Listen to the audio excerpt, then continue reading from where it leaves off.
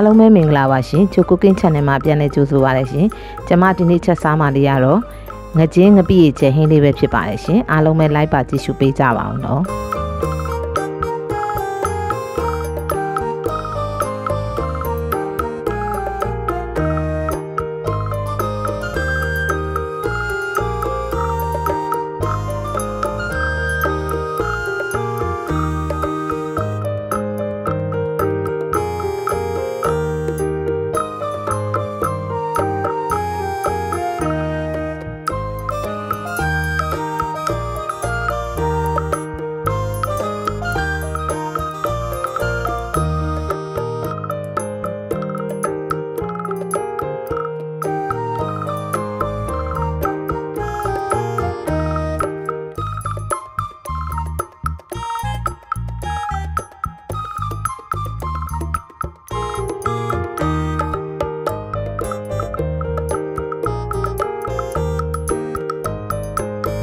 အရင်ဦးဆုံးအိုးပူလာပြီဆိုရင်တော့ကျွန်မစီထည့်ပါမယ်ရှင်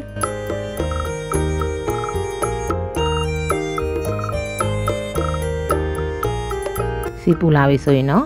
ချိန်ထားတဲ့ကြက်သွန်အဖြူကြက်သွန်အနီထည့်ပါတယ်ရှင်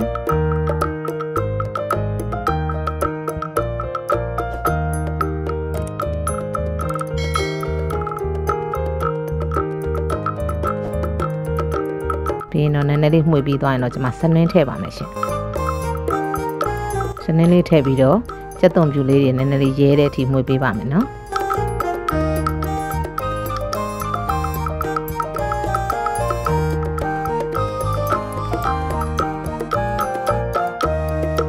ပြီးသွားရင်တော့ကျွန်မငရုတ်သီးအစိမ့်မှုထည့်ပါမယ်ရှင်ငါ့ကိုတော့ငကြင်းအသုံးပြုထားပါတယ်နော်ငါ့ကိုတချို့ကြတော့လေငါ့ကိုပြုတ်လိုက်တယ်ပြီးတော့မှအသားနှွာပြီးတော့ထည့်ပြီးချက်ပါတယ်ရှင်ငါငပိချက်ပေါ့နော်ကျွန်မကတော့အဲ့လိုချက်လို့ရှင်ဟင်းမဖြစ်ဘူးပေါ့နော်အတုံးလေးတွေနဲ့ကြတော့ပို့ပြီးတော့ဟင်းနဲ့ဖြစ်တယ်စားရတာလည်းပို့အဆင်ပြေတော့တဲ့ကျွန်မအတုံးလေးတိုင်းပဲချက်ပါတယ်ရှင်အခုအရသာနေထားတဲ့ငါးတွေထည့်လိုက်ပါတယ်နော်ပြီးရင်တော့ကျွန်မကြာကြာလေးလုံးပါမယ်ရှင်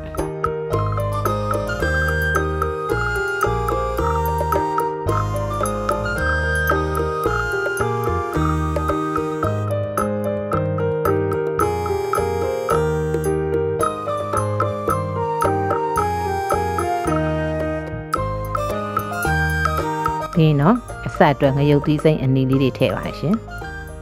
အနီတောင်းလေးတွေကပို့ပြီးတော့ဆက်ပါတယ်နော်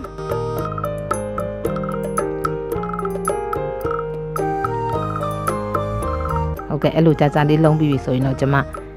ကြိုထားတဲ့ငပိရေချိုတွေထည့်ပါရှင်ငပိရေချိုကိုကျွန်မ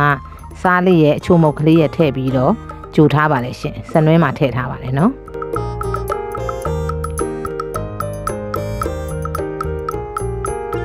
ပြီးရင်တော့တေချာလေးပေါ့နော်မှွေပြီးတော့ရေလေးနည်းနည်းထည့်ပါလိမ့်ရှင်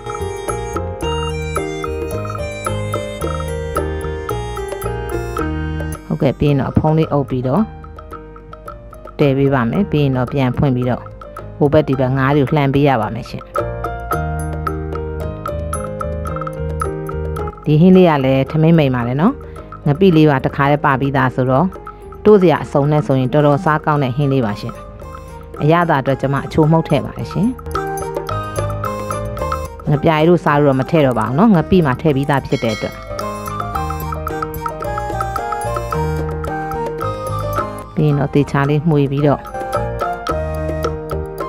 တည်ပေးရပါမယ်ရှင်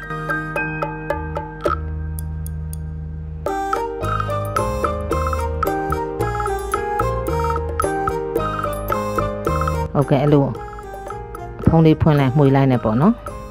တည်ပေးရပါမယ်နောက်ဆုံးမှာတော့ကျွန်မပင်စိမ်းလေးအုပ်လိုက်ပါတယ်ရှင်ပင်စိမ်းစနန်းနန်းပင်လည်းထည့်လို့ရပါတယ်နော်ပင်စိမ်းလေးကတော့ပို့ပြီးမှွေးတဲ့အတွက်ကျွန်မပင်စိမ်းအုပ်လိုက်ပါတယ်ရှင်အခုဆိုရင်နော်အရသာကောင်းမွန်နဲ့ထမင်းစားလို့လည်းမိန်နဲ့ငကြင်းငပိချက်ခင်းလေးရပါပြီရှင်ကျွန်မရဲ့ဗီဒီယိုလေးတွေကိုကြိုက်နှစ်သက်တယ်ဆိုရင်တော့ like and subscribe လေးလုပ်ပြီးတော့အားပေးခဲ့ကြပါအောင်နော်